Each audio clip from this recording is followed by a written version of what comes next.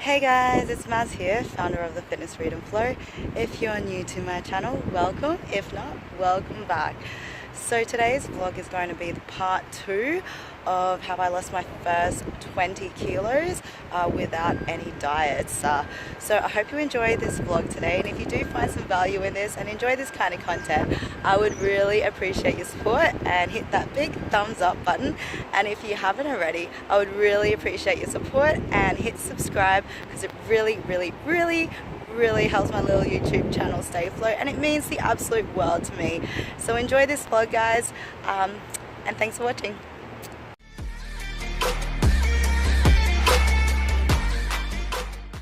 So I didn't give up any of the food that I love. I still ate everything, so like burgers, pizzas, what else was I eating? Donuts, like whatever I wanted, I was still eating, just in moderation. But what I did do was just make small changes. So instead of eating white rice, I was eating brown rice instead of eating just normal pasta, because I feel like I can eat so many bowls of that and it doesn't fill me up. I started using pasta that was made from vegetables or whole wheat pasta with grains, and I actually like it a lot better. I prefer it now. One, it keeps me fuller for longer. I don't need to have like 5 bowls, and two, it actually tastes really good. So a couple of the brands that I use are here.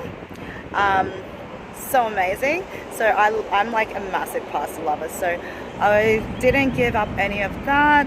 When it came to burgers, instead of like getting fast food burgers, if I did eat out, I would go to somewhere with like more like a gourmet burger where they use real meat and real beef, and just it tastes way better too. Or I would make burgers at home. Instead of just using normal milk, I switched to like almond milk and coconut milk. Instead of having like carbonara and stuff with creams in it, I would switch that and cook it with like coconut milk instead. It's so much better, and it actually tastes freaking amazing. I switch my oils. I mainly use, like 90% of the time, I use coconut oil instead of olive oil, or canola oil or vegetable oil. Sometimes I will use olive oil. What else did I do? Literally breads. Instead of white bread, I just switched to wholemeal or breads with, I would look at the back and look how much protein and fiber it was, so I would just choose breads that had higher protein and fiber intake. So yeah, I still ate everything else though. Another thing I did was I stuck to my 80-20 rule.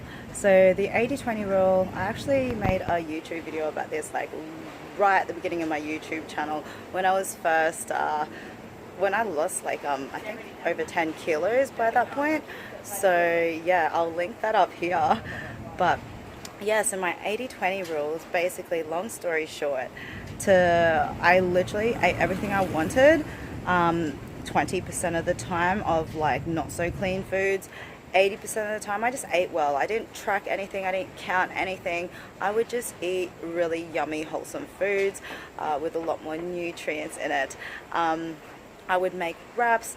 They were all like in my early YouTube videos of all the stuff I was eating, and I was not tracking anything, and the food tasted amazing. Like everyone would be super jealous of everything I was eating.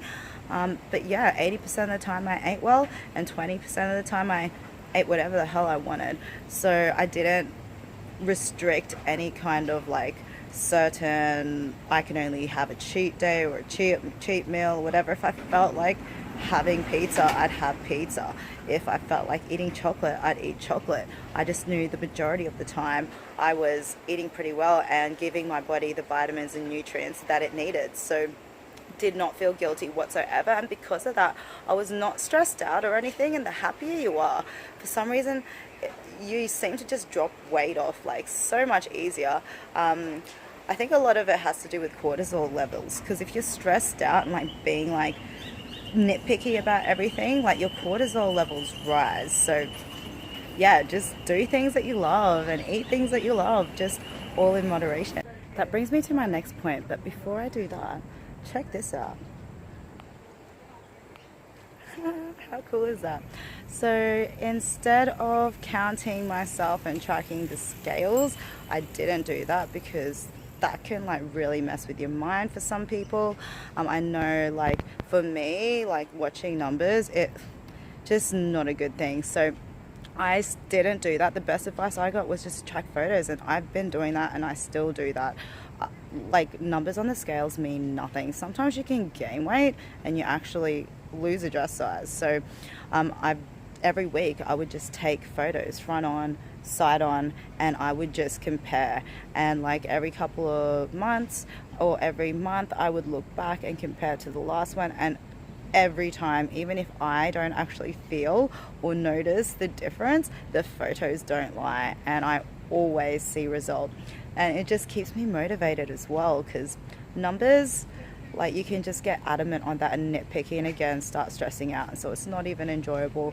But when you're seeing the gains in photos and everything, it's pretty freaking unreal. So I just did that, so I wasn't like being one of those anxious people or anything like that, but hopefully that can help you. Also, another hack that I did, just walking down Kangaroo Point stairs, was, as I said, I didn't really change what I was eating, but I was only really eating 3 meals a day.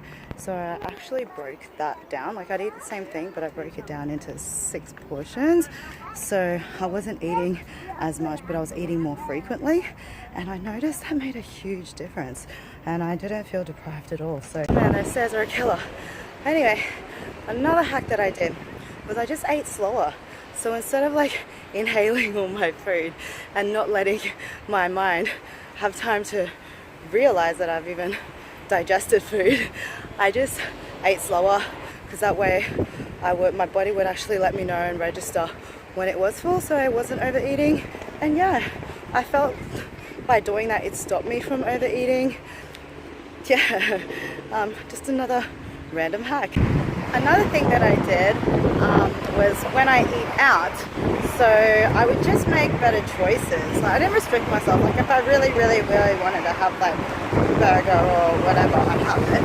But the majority of the time, so back to my 80-20 rule, the majority of the time I would just choose the meals that had like a mixture of fiber, protein, you know, had the nutrients in it. So instead of just picking, let's say in Australia, like the meat pie, I would pick this steak with veggies, a steak and salad.